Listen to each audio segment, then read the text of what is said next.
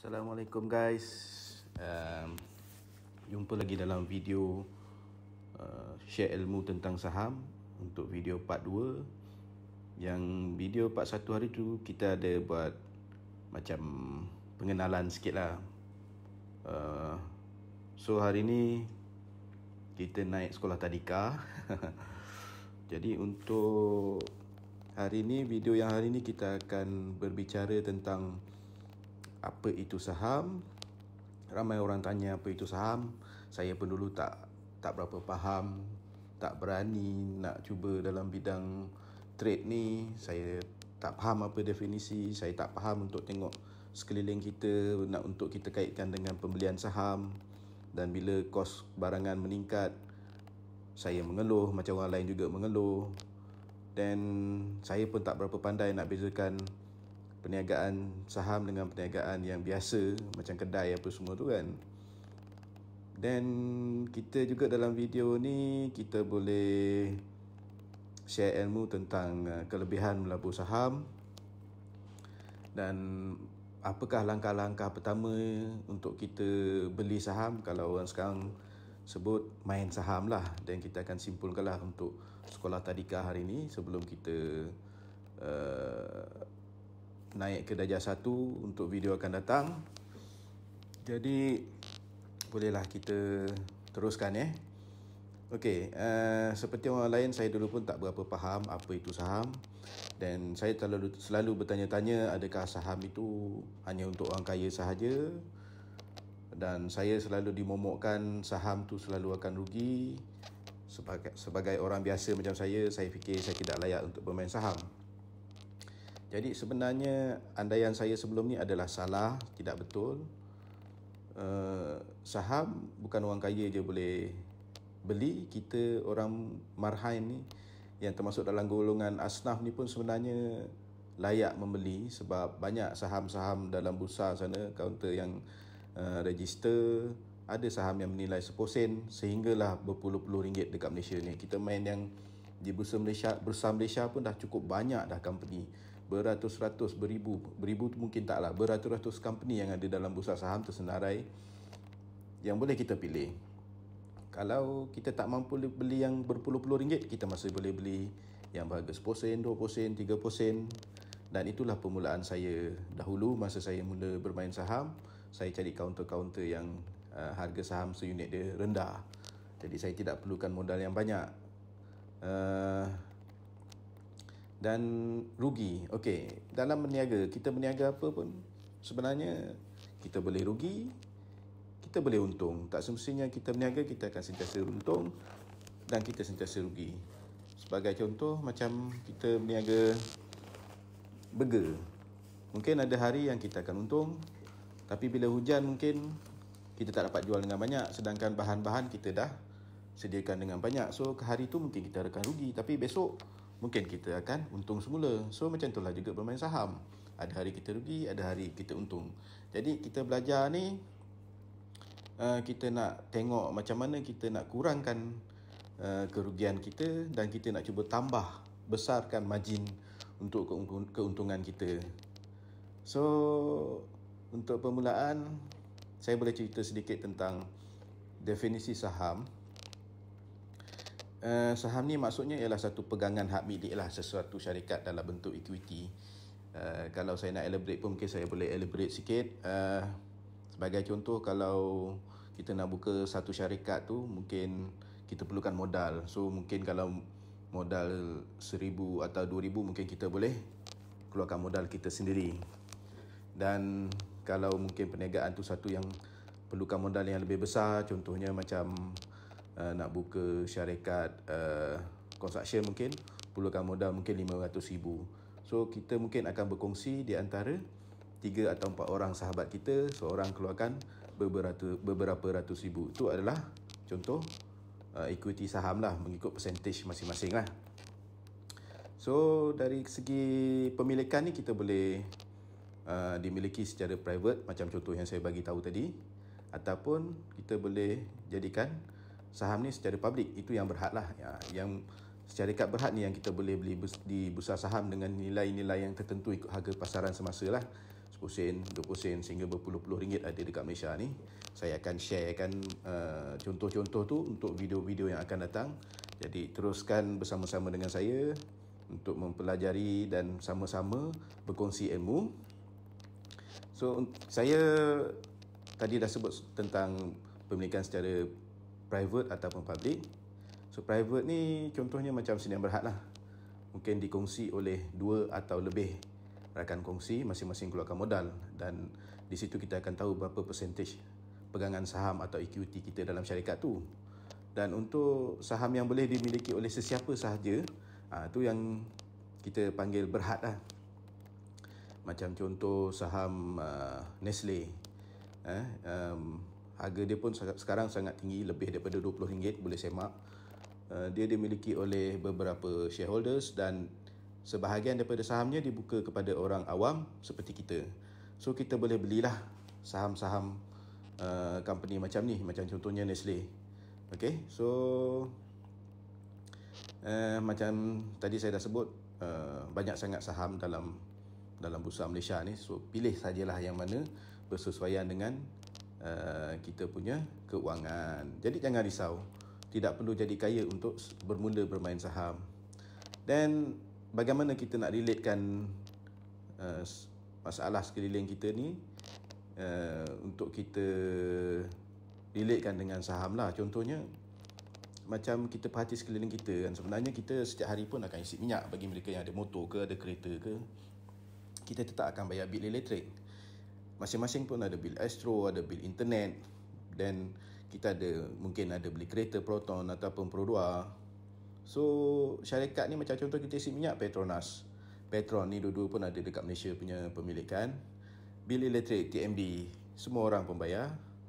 Bil Astro, bil internet kebanyakannya setiap orang ada satu. Dan kereta Proton dan Pro 2, siapa milik company ni yang menjual Proton dan Pro 2 ni? Jadi kita cuba tengok company dia orang ni, dan mungkin kita boleh beli share dia orang. So hakikatnya memang kita sentiasa berurusan dengan syarikat-syarikat macam yang saya bagi tahu di atas tu.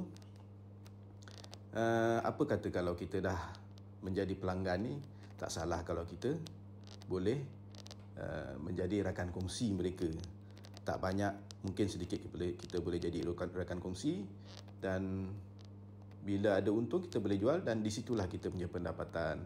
So sebagai contohnya seperti di atas tu, Petronas tu, stesen minyak Petronas tu, dia sebenarnya dimiliki oleh Petronas Dagang, dan Petron tu dimiliki oleh Petron Petron Malaysia lah. Dan kereta Proton apa semua tu dia dipasarkan oleh DRB Highcom, dimiliki oleh DRB Highcom. Tengok saham-saham dia orang, kita boleh beli. Kita akan share lah dalam video yang akan datang lah. So dari situ kita tidak akan mengeluh lagi, sebab bila harga naik, saham kita naik, dan kita boleh jual saham kita kalau kita nak jual, atau kita nak simpan terpulang.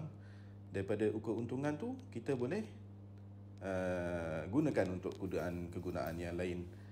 Jadi kita akan jadi rakan kongsi, dapat kita tumpang kekayaan, kuranglah kita mengeluh. Okay, so di sini saya lepas ni kita nak kongsikan pula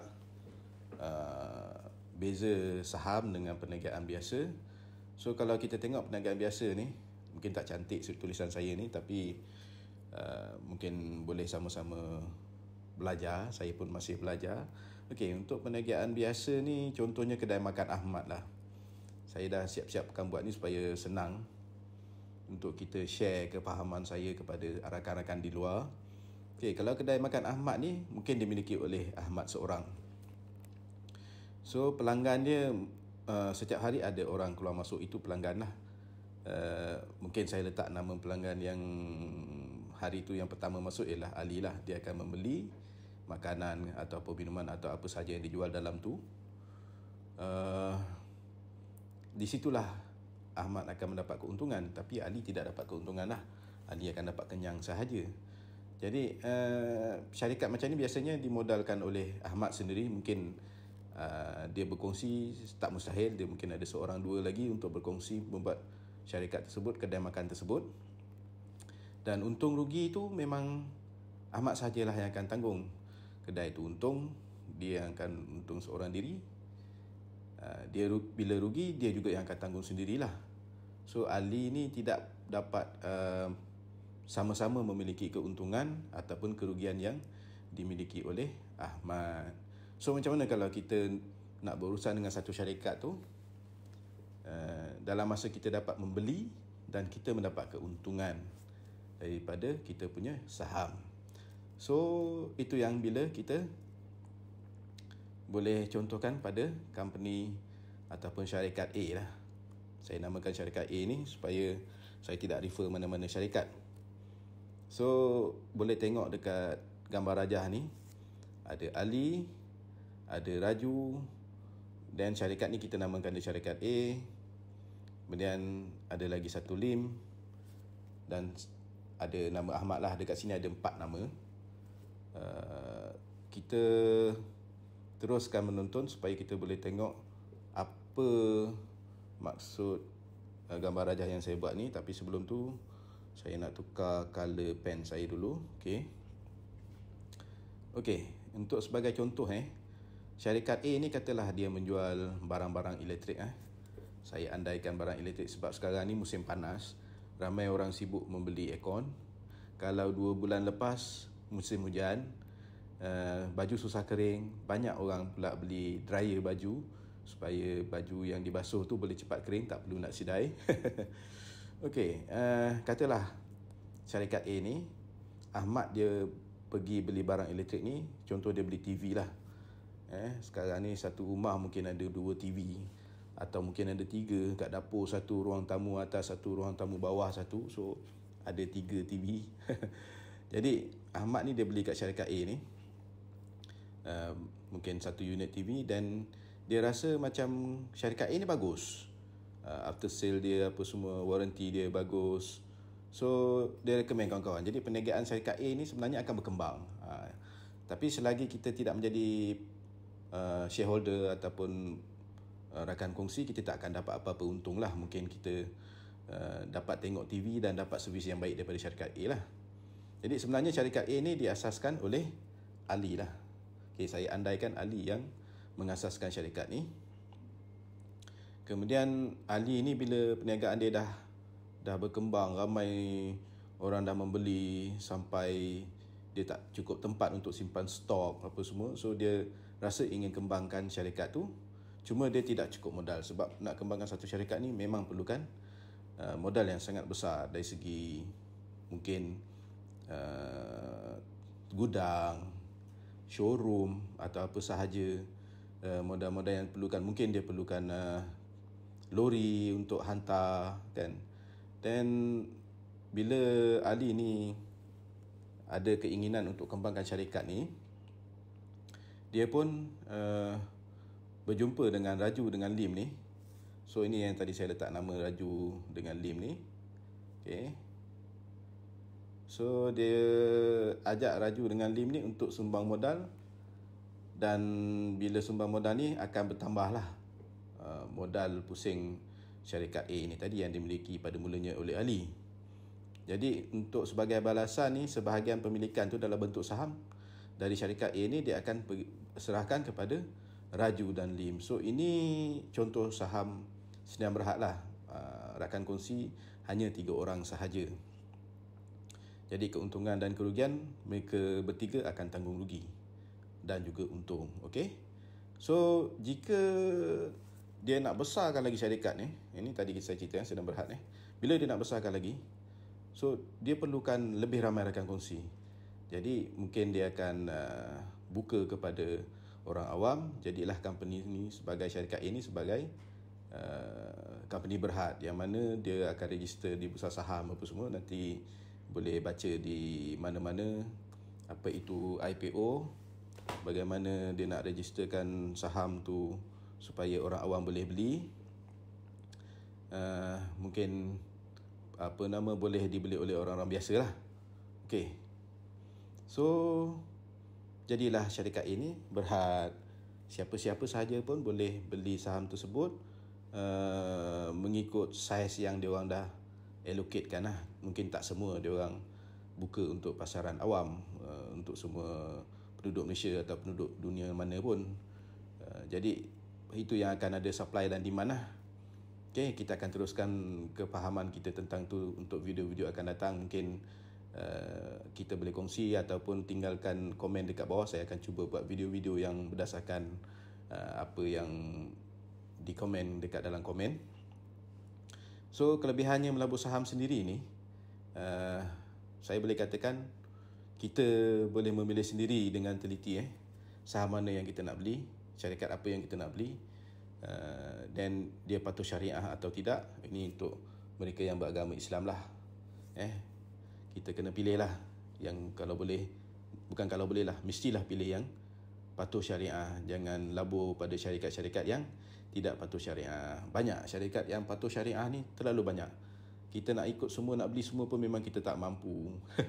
Dan sebenarnya beli saham memang sangat mudah sebenarnya. Kita panggil dia modal yang sangat cair dan mudah dibeli. Kita hanya perlukan handphone, kita perlukan ataupun kita perlukan PC. Dua-dua pun boleh guna laptop, iPad, terpulang. So, semua orang pun ada handphone, semua orang pun ada internet, ada smartphone. Saya tak rasa sekarang ni orang pakai 3210 lagi. Confirm ada sambungan internet, atau kalau tak ada internet pun boleh pergi kedai mamak pun ada wifi sekarang, tak ada masalah. Okay. Dan kita pun boleh tengok harga saham tu sebenarnya lebih jelas. Bila kita tengok dalam kaunter-kaunter tu nanti, dia ada tunjukkan harga semasa turun naik. Kita boleh baca dekat sana. Tiada penipuan. Okay. Dan kelebihannya lagi, kita boleh belajar untuk urus bisnes macam orang yang kira korporat lah. Sebabnya bila kita menjadi traders ni, secara tak langsung kita akan cuba faham. Saya sendiri pun cuba faham macam mana nak faham report, quarterly report, yearly report, half year punya report. Daripada sana kita tahu syarikat tu untung macam mana, rugi macam mana, berapa besar capital dia, berapa yang dia buka pasaran saham dia, unit saham dia kepada umum. So kat sana kita belajar satu-satu. Seronok sebenarnya. Ambil masa, jangan risau. Okay. Dan sebenarnya jadi traders ni, kita cakap sebenarnya boleh dilakukan secara sambilan, dan ada juga yang lakukan secara sepenuh masa. Sehingga kan saya punya kawan pun ada yang sekarang dah menjadi trader sepenuh masa. Tapi saya masih lagi sambilan sebab saya belum hebat macam kawan saya. Tapi saya suka untuk share kefahaman saya supaya lebih ramai di luar sana yang boleh mula untuk menjadi traders. Okay. So dari segi sambilan ni, mungkin kita boleh jual beli setiap hari, ataupun kita boleh jual beli sekali seminggu, ataupun mungkin sebulan sekali, atau kita buat belian jualan setahun sekali terpulang. Kita tak ada kekangan lah. Tak ada siapa yang nak paksa untuk beli, tak ada siapa yang akan paksa untuk jual. So kita teruskan dengan apa yang kita mudah. Okay? Secara perlahan-lahan mungkin bila kita lebih faham, kita akan dapat kuasai sesuatu yang mungkin lebih baik. Okay? So macam mana pun untuk bermula menjadi seorang traders ni, apa yang perlu kita ada lah. Okay, untuk permulaannya macam mana pun kita kena ada buka akaun saham, ataupun kita panggil akaun pelaburan. Short formnya kita panggil CDS lah. Dia punya akaun ni kita tak boleh trade guna akaun personal simpanan kita ataupun akaun semasa, tak boleh. Kita memang kena buka akaun CDS. Okay. Akaun CDS ni ataupun akaun saham, akaun pelaburan saham ni, kebanyakan bank dekat Malaysia pun ada. Tapi yang biasa digunakan oleh traders ni, macam contoh RHB pun ada, Maybank pun ada. Kalau pernah dengar M+, Melaka Security, M+ online. Dan kita ada Interpack. So boleh semak mana yang convenient dengan kita, yang mana yang dekat untuk kita daftar. Dan kebanyakannya boleh daftar online, sangat mudah. Okay. Dan macam mana kita nak pilih akaun CDS ni yang kita nak register, berdasarkan berapa kos yang dikenakan oleh setiap CDS akaun tu. Sebab lain broker, lain kos dia. Ada yang kenakan cas sebanyak RM10, ada yang RM20, RM30 buat sewa makan. Dan kita pilihlah ikut kita punya kemampuan lah. Saya tak akan suruh anda buka mana-mana CDS account yang saya pakai. Okey, tapi kalau nak tanya saya, boleh tinggalkan komen dan saya akan jawablah apa CDS account yang saya gunakan. Jadi sebenarnya untuk permulaan buka akaun CDS ni pun tidaklah mahal. Kita hanya perlukan kos serendah RM10. Mungkin kalau ada tambahan cas pun untuk mungkin ada cukai ke apa, mungkin jadi RM11 ataupun RM12. So saya rasa semua orang pun ada RM10. Saya pun dulu bermula dengan amount ni untuk buka akaun CDS saya. Okey. Jadi bila kita dah buka ni akaun CDS ni, mungkin kita dah boleh start belajar, ataupun saya akan teruskan buat video-video supaya beberapa ilmu lagi saya boleh share. Saya share, saya bukan ajar, saya akan share apa yang saya tahu. Jadi masing-masing pun boleh sama-sama share supaya kita lebih cepat faham. Jadi yang penting bila kita nak mula trade ni untuk beli saham, saya suka ingatkan, jangan gunakan duit yang kita pinjam ataupun duit yang kita simpan untuk kita punya kegunaan keluarga, nak bayar duit sekolah anak, nak bayar kereta. Jangan gunakan. Kita simpan sedikit-sedikit, mungkin sebulan 200 ke 100 sampai 1000 pun saya rasa dah cukup dah untuk mulakan pembelian saham. InsyaAllah mungkin kalau sebulan 200 pun dalam masa 5 bulan kita dah ada 1000, kita dah boleh mula untuk membeli saham. Okay, jangan risau, tak terlalu besar plan kewangan anda. InsyaAllah ada sinar di masa hadapan. Okay, jadi sebenarnya kita kena fikir, kalau duit yang kita gunakan tu, contoh yang kita simpan setiap bulan RM200 tu, sehingga mungkin ada RM1000, andai katalah kita salah beli, tak cukup ilmu, terugi, kita tak rasa macam terkilan. Itu yang penting, sebab kita tak nak salahkan saham ni yang menyebabkan kita rugi. Sebenarnya saham tu tak salah, mungkin kita belum cukup ilmu ataupun kita beli pada harga yang sangat tinggi.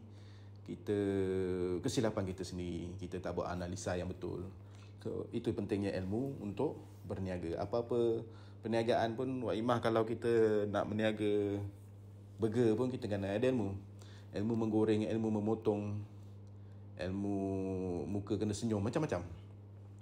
Dan kat mana kita nak beli barang-barang untuk dijadikan bahan, harga kat mana barang yang rendah, macam mana kita nak naikkan keuntungan kita, sama. So itu yang kita maksudkan tadilah. Okey, saya pun ada cerita kat sini, dicadangkan RM1000. Okey, sebagai modal permulaan. Tak banyak tak apa, RM1000 ni pun dah cukup, boleh dah sebenarnya. Okey, lepas tu yang penting dari masa ke semasa kita memang kena belajarlah cari ilmu tentang saham ni. Ada banyak seminar, webinar, ada banyak YouTube, ada banyak grup-grup WhatsApp, grup-grup Telegram yang akan share ilmu. Ada yang berbayar, ada yang percuma. Tapi video saya ni percuma sahaja. Saya tak kenakan apa-apa yuran, cuma kalau ada iklan tu tolong tengok iklan sajalah. Okay, untuk pembelian saham ni kita bahagikan kepada dua lah ilmu yang kita kena faham. Okay, satu kita panggil ilmu FA ataupun Fundamental Analysis, dan kedua kita kena faham ilmu TA ataupun Technical Analysis. Ini untuk analisis yang kita kena faham supaya kita beli, kita dapat rendahkan risiko. Itu yang penting. Okey, macam saya cakap tadi, kita boleh join group, kita boleh tengok website, kita boleh tengok YouTube, kita boleh join seminar untuk kita tambah ilmu dari masa ke semasa. So cukup guys, untuk kali ni punya video pun dah hampir 30 minit. Jadi sebenarnya saham ni memang boleh memainkan peranan lah untuk membebaskan kita daripada masalah kewangan. Dan dalam masa yang sama kita akan faham tentang ekonomi di sekeliling kita ni. Kita tahu turun naik ekonomi, apa efek sesuatu berlaku kepada ekonomi, dari segi politik, dari segi peperangan ke apa benda, dari segi apa sahaja perkara-perkara yang berlaku akan meningkatkan atau menjatuhkan ekonomi sesebuah negara. Dan yang penting kita kena belajar sabar, kita kena belajar tenang, supaya kita tak terjadi terlalu macam tamak ataupun kita jadi macam berharap sangat. So kita kena ada satu planning kita kena ada satu sistem kita. Saya akan sharekan dalam video akan datang apa sistem yang kita boleh pakai. Mungkin saya akan sharekan satu atau dua sistem. Kita follow sistem tu, kat mana kita nak beli, kat mana kita nak cut loss. Kita follow je sistem tu. Jangan keluar daripada sistem tu supaya kita dapat rendahkan risiko kerugian dan kita dapat cuba tingkatkan risiko keuntungan kita dalam pembelian saham tu. Okey, dalam masa yang sama saya tekankan lagi kita tingkatkan ilmu dan skill dari masa ke semasa, dan jangan putus asa lah, itu yang sangat penting. Dan bila kita dah ada ilmu ni tadi, kita dah ada skill kita boleh wariskan kepada anak cucu kita supaya mereka boleh meneruskan apa yang kita dah faham. So secara tak langsung sebenarnya kita cuba keluarkan diri kita dari masalah keuangan. Kita cuba keluarkan diri kita daripada suka mengeluh. Kita berniaga. Jadi saham ni adalah satu perniagaan. Okay, dan boleh saya katakan lebih banyak kita belajar, lebih banyak ilmu yang kita akan dapat, dan insyaAllah lebih banyak keuntungan yang kita akan perolehi daripada saham. Okay guys, memang kena belajar lah. Okay, jumpa lagi dalam video part 3 yang akan saya share tak lama lagi. Teruskan menonton, share dan juga klik butang loceng. Dan ingatlah, bila kita usaha, kita akan berjaya. Tak ada orang lain yang boleh menjadikan kita kaya. Kita sendiri yang kena jadikan kita kaya. Keluarkan diri kita daripada kegelapan. Sekian, terima kasih. Assalamualaikum.